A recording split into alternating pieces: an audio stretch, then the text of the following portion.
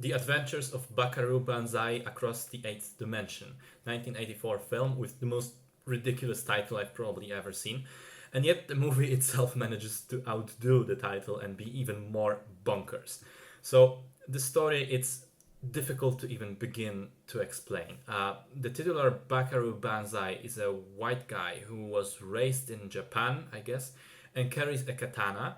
He's also a neurosurgeon, a singer in a band, and a widely known adventurer, together with his band of friends with such nonsensical names as Perfect Tommy. At the beginning of the film, this Buckaroo Banzai guy, he drives a jet car through a mountain, or rather through the eighth dimension that's in place of the mountain, and that somehow triggers the main plot, which involves aliens from Planet 10 who are hiding on Earth, posing as people, and they're trying to use the eighth dimension for something, and they are led by John Lithgow, who plays Dr. Emilio Lizardo, an Italian mad scientist that's being somehow mind controlled by the leader of the aliens. But as it turns out, these aliens are actually a splinter faction of the actual alien race. The main ones are at the same time in orbit around Earth, and if Buckaroo Banzai doesn't stop John Lithgow from executing his plan, whatever it is, those regular aliens will trigger atomic war on Earth. There's also Jeff Goldblum running around dressed like a cowboy in a red shirt and a white hat. There's a romantic subplot which comes absolutely out of nowhere and has no bearing on the rest of the film whatsoever. And there's a black kid who is a part of a civil Buckaroo Banzai militia, and his dad owns a helicopter. So, alright, look, none of it makes any shred of sense.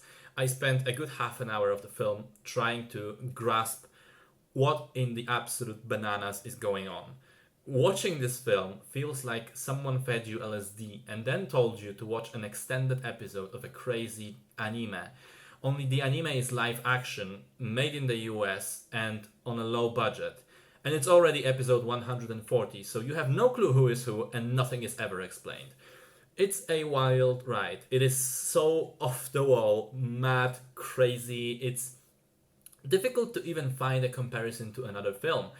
I guess when I watched it, some semblance of Back to the Future came to mind, somewhat.